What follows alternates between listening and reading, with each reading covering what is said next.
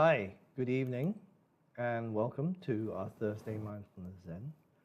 So, tonight, after the meditation, we're going to talk about the Zen of not indulging in self criticism. So, do stay and join us for that talk, which I think is very interesting and will be very helpful for many of us. But first, we begin with metta or loving kindness meditation. And some people find it a little difficult to get their head around this idea of loving kindness. They may feel that they need to generate this kind of sense of being very compassionate, being loving, being very kind. But that can be a little bit of a hurdle for many people. So maybe you can think of it more easily as extending a sense of friendliness and good wishes to others.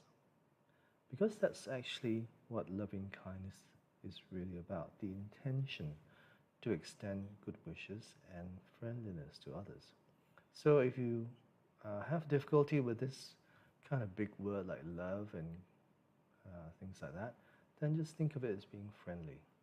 So let's begin by finding a comfortable but alert position for ourselves, and close your eyes, or if you want to keep them open, open them very slightly, gazing downwards with a soft focus. So, for the next few breaths, allow the tension to flow from your body, the stress and tensions which may have built up during the day. Relax your shoulders, relax your jaw, your face.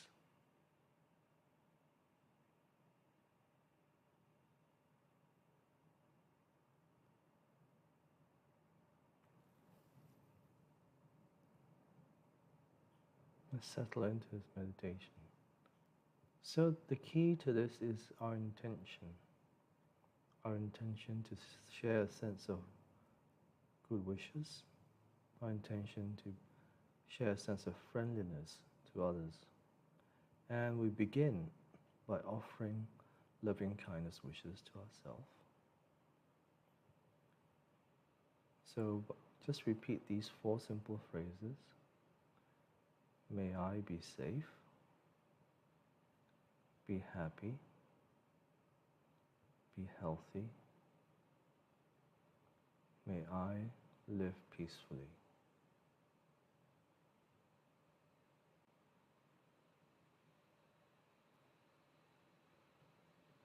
So that's all you have to do. Bringing your full attention to each phrase as you say it, and repeat these phrases at a rhythm that is comfortable and pleasing to you. May I be safe, be happy, be healthy. May I live peacefully.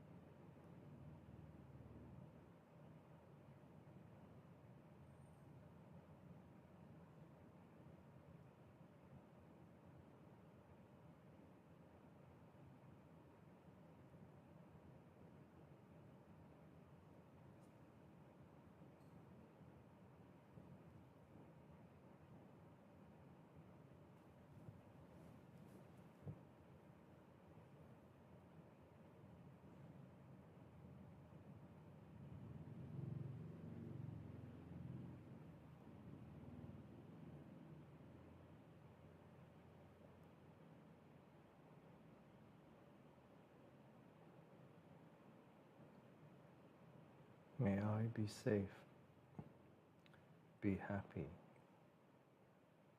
be healthy. May I live peacefully.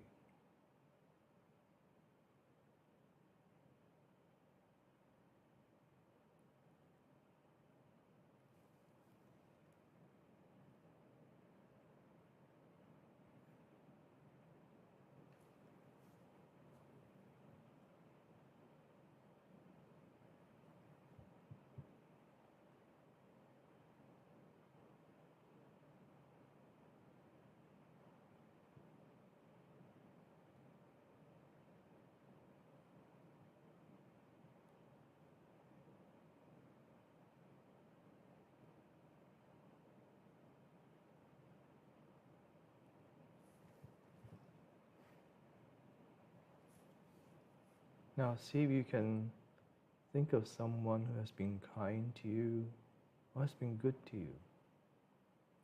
Recall their image. You can say their name softly or silently to yourself. And then, with the generosity of spirit, offer them these loving kindness phrases or wishes. May you be safe, be happy, be healthy. May you live peacefully.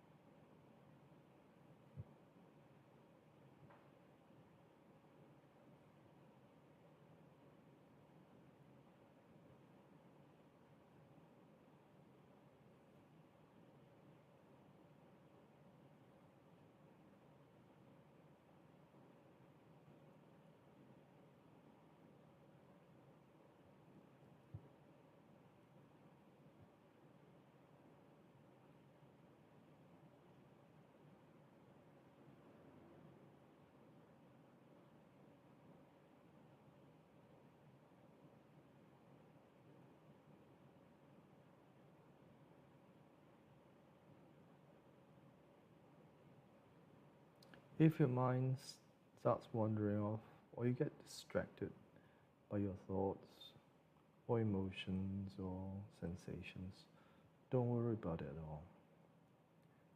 When you notice that you are no longer reciting the phrases, then gently let whatever is distracting you rest, let it go, and guide yourself back to repeating the phrases again, starting from the beginning. May you be safe, be happy,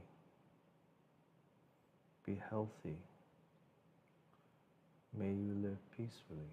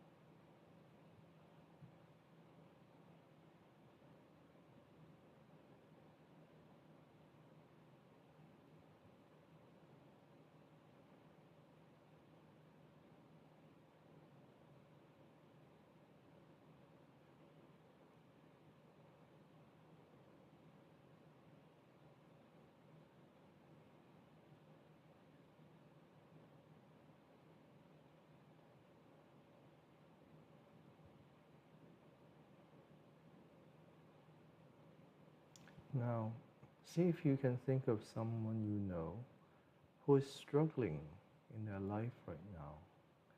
Maybe they're facing some challenges in their work, or maybe in their business, or in their relationships.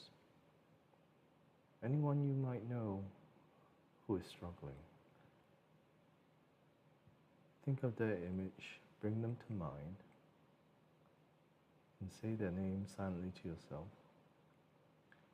And with the spirit of loving kindness, offer them these wishes.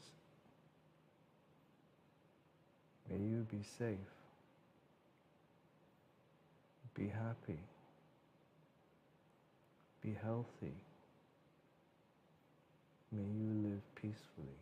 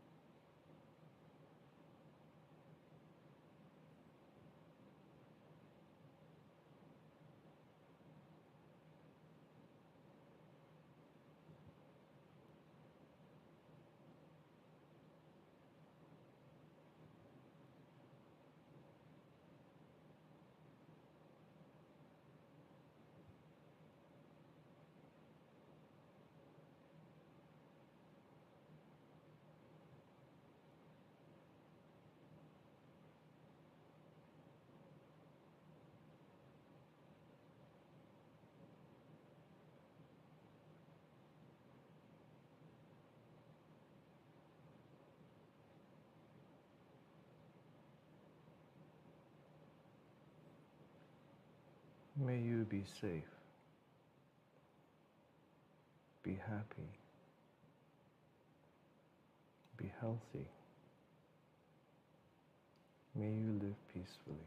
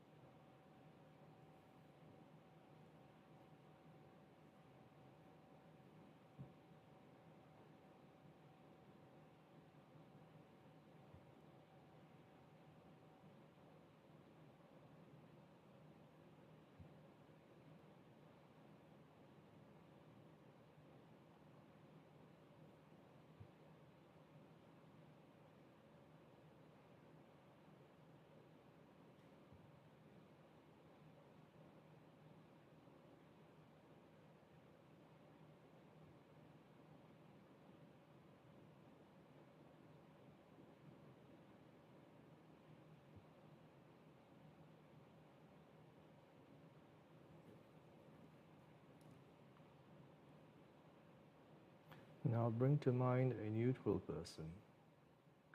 A neutral person is someone who you don't have very strong feelings for or against. Someone who you may occasionally see in the course of your activities. Maybe it's the postman, the garbage man, the checkout person at the supermarket, or the person who brings you your coffee in the morning at your local cafe. See if you can think of someone like that, someone who you don't really know, but see occasionally, and with the same sense of loving kindness, friendliness, offer them these wishes. May you be safe, be happy, be healthy. May you live peacefully.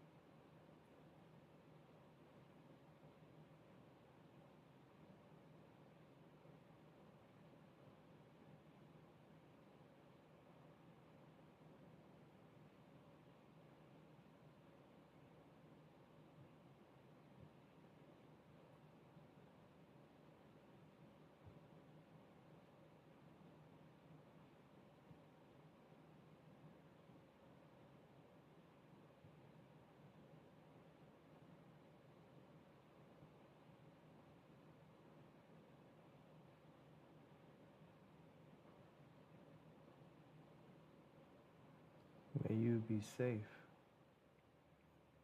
be happy, be healthy. May you live peacefully.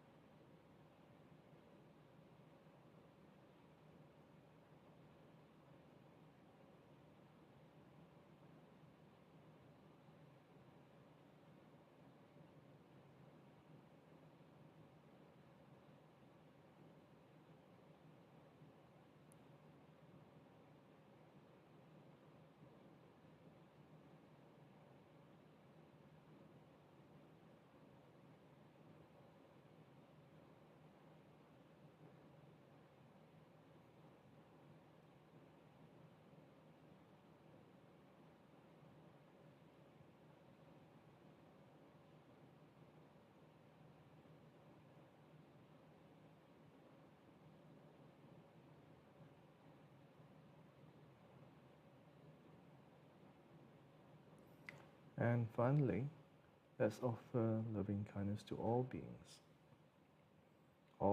that who you know about, and also those who you do not know about.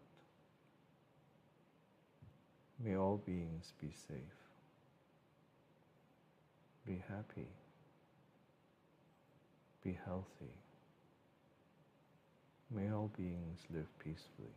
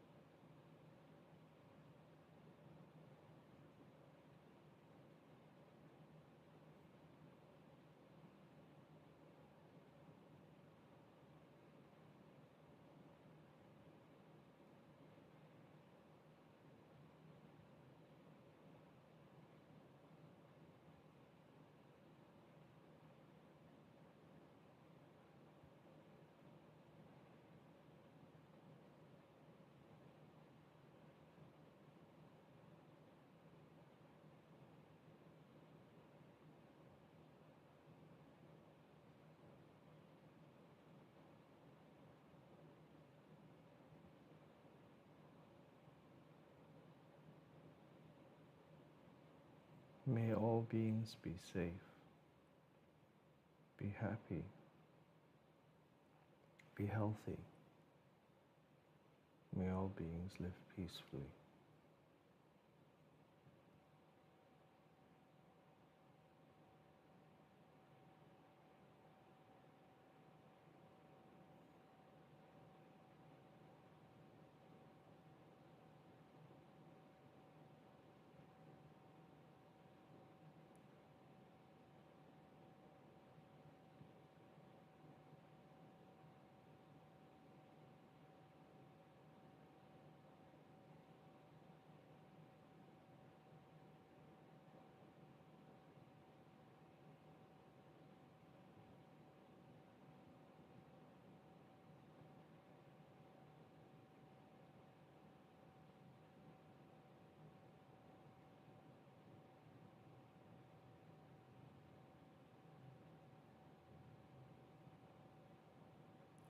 So as we come to the close of this loving kindness meditation, see if you can introduce some of it into your daily practice. It will help to deepen your sense of connection and compassion with yourself and others. So I hope you can just give it a try and see how it is for you. When you're ready, taking your time, start to open your eyes and bring your attention back to the room again. So thank you so much for your practice. And tonight we will continue with our discussion of how we can not indulge in our self-criticism. So in Tibetan Buddhism, and in the monasteries in Tibetan Buddhism, you may come across monks or nuns in a Dharma debate with each other. Usually you will see one sitting down and the other one standing up, and they're just having a very lively conversation with each other. And if the seated monastic doesn't give a good answer, the standing one will make a hand movement like the jaws of a crocodile, something like that, or they might slap their hands, okay, in part of the process. And each one has their own certain way of doing it. So it means that they don't really approve of the person sitting down, the answer from the person sitting down. So this kind of debate is kind of like a metaphor for how we talk to ourselves and criticize ourselves, being both the seated person and the standing critic. And it can be quite unhealthy. It's like having a friend who shadows you 24/7, just standing just behind your shoulder and ready to pounce on you for every perceived mistake or maybe a failure to achieve your targets. Then they spread toxic messages about you, telling you that you're not good enough, not smart enough, maybe not thin enough, or not fat enough, or so on. So not blah, blah, blah enough. You can fill in your own words. And we carry this critic around with us in our head. And this critic is never satisfied, no matter how much effort we put in, how well we do. And I'm sure we've all had the experience of this inner critic coming down on us. And sometimes not realizing that we are actually doing it to ourselves. We are causing our own suffering. And sometimes this suffering extends to others too. And someone called this the internal cattle prod. A cattle prod is a stick with an electric charge that cattlers use to, prod their cattle. It gives a painful electric shock, and it gets the cow to go where the cattler wants them to go. So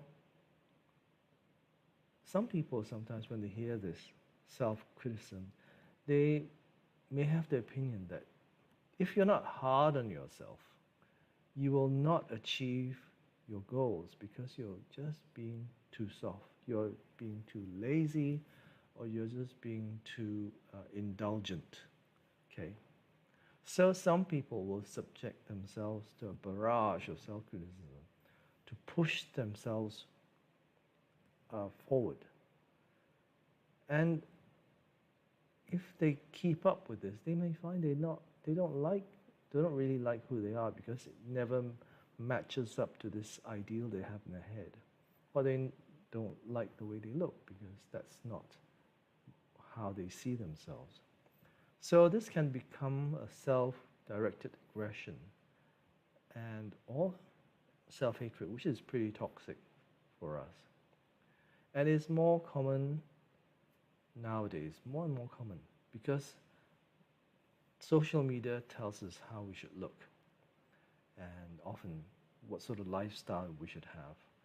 And what we don't realize is these are all curated photos, That's not actually real life, but just how people want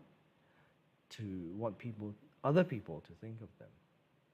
So I had a similar experience of self-criticism, well, many times actually, but this one comes to me when I was much younger and at school. I wanted to be good at football, or in North America, you guys call it soccer. But I wasn't very good at it, I must admit. I was rarely able to kick the ball straight or in the direction that I wanted it to go. Now, being good at soccer was really big. thing for me. I wanted to be good at it. Because if you were good at soccer, you were kind of popular at school, you know. Everybody looked up to the soccer captain and the soccer team and everything. So if you were good at soccer, then you were popular with the students at school. So I was always giving myself a hard time about not being good enough at football. And I was wondering, what's wrong with me? You know, what's wrong with me? What's wrong with my body? You know, am I not fit enough? And can I not run fast enough? You know, it's all these things. And I would get anxious when the ball came to me because I was worried that I would not be able to pass it on correctly. And of course, this anxiety also worked to ensure that I could not pass it on, did not usually pass it on well, ended up going somewhere else, or some place other than where I intended. So I never really got better at football, and I was always giving myself a hard time about it. So I didn't really come to realize, I didn't have the wisdom of realizing that I just wasn't cut out to play football well. You know, there were other sports which I was better at, you know, racket sports, but football was just not the thing for me. But anyway, what does the science tell us about self-criticism? Well, in fact, quite a lot, because there have been a number of good studies in this area. So what actually happens when we put ourselves through this grinder of self-criticism? Well, every time we make a mistake or fail at something and we come down hard on ourselves, we actually feel threatened. You know, we are threatening ourselves. And when we feel threatened, we go into this fight, flight, or freeze response. This is the evolutionary response to threats. So the problem is ourselves. We are fighting ourselves and we are attacking ourselves. We are threatening ourselves. But our body actually can't tell the difference, or our mind can't tell the difference, because it responds in the same way as when we're faced with an external threat, like an external dangerous threat, like somebody comes up to us and threatens to hit us if we don't give them some money. So it's exactly the same, physiologically and psychologically. So our stress goes up. So when this happens, this fight or flight response, our attention narrows. It kind of becomes like a tunnel. And then we're only paying attention to things which are related to the self-critical elements in our experience. So we're only thinking about the self-critical things. And this can impair our daily lives and cause us to suffer. So what is the antidote to self-criticism? Very simply, it is compassion. Compassion for ourselves. Self-compassion. And what is this self-compassion?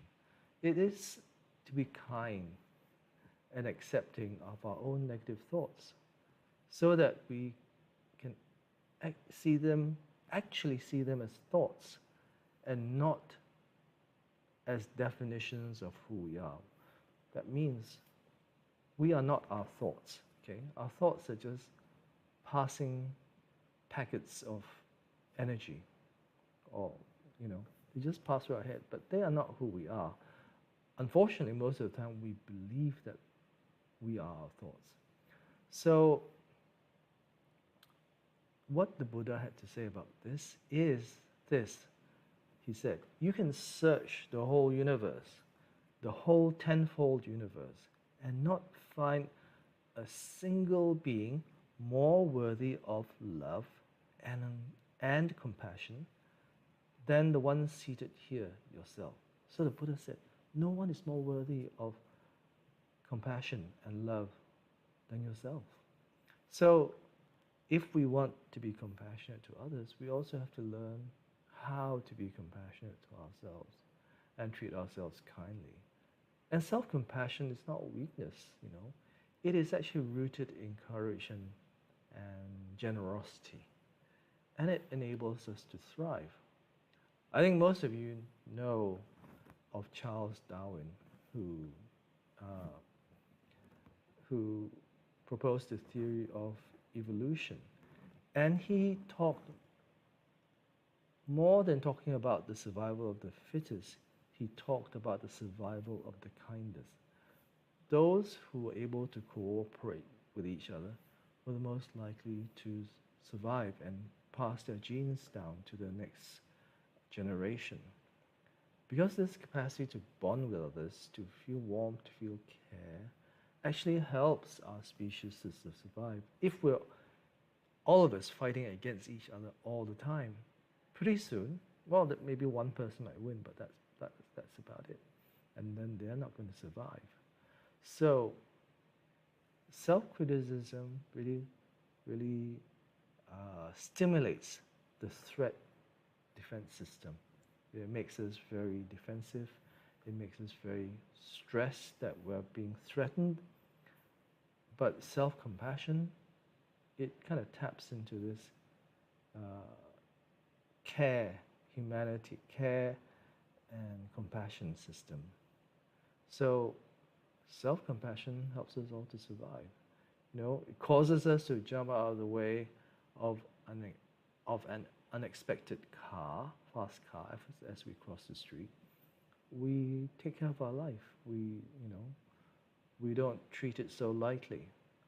So what does the scientific research actually show? Well, there have been many studies, but in one study where they got students at University of California, Berkeley, to do the experiment, they found that having self-compassion was the best way for them to achieve good academic results, not self-criticism or not even boosting their self-esteem. It was actually having self-compassion. So also individuals with more self-compassion tend to be happier, have better life satisfaction, motivation, better relationships, better physical health, and less anxiety and less depression. So it's all actually a win-win situation. So given all these good things that we hear about self-compassion, what meditative practices can we do to improve compassion for ourselves? Well, what we just did just now, loving kindness or metta meditation, is actually a very good practice. It improves our connection with ourselves and others, as also deepens our sense of compassion towards ourselves and others. And that has been scientifically supported. Also, other ways would be to think of treating yourself as you would treat a friend.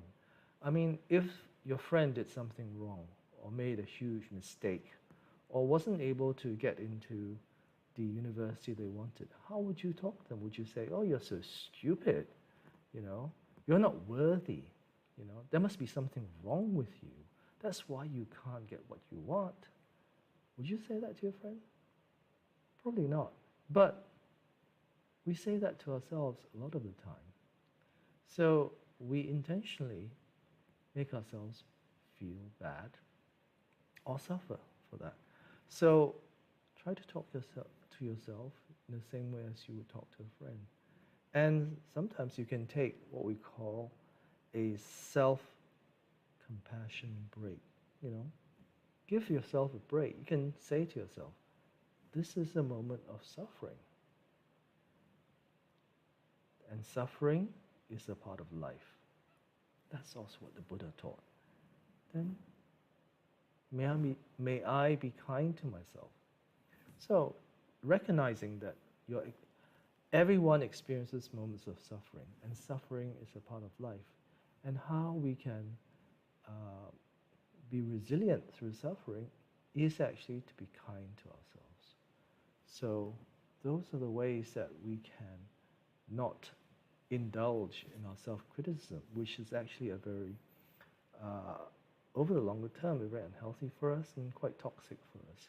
So I hope we can recognize the times when this voice in our head starts going off and putting toxic words into our mind, and then learn how to treat ourselves more kindly.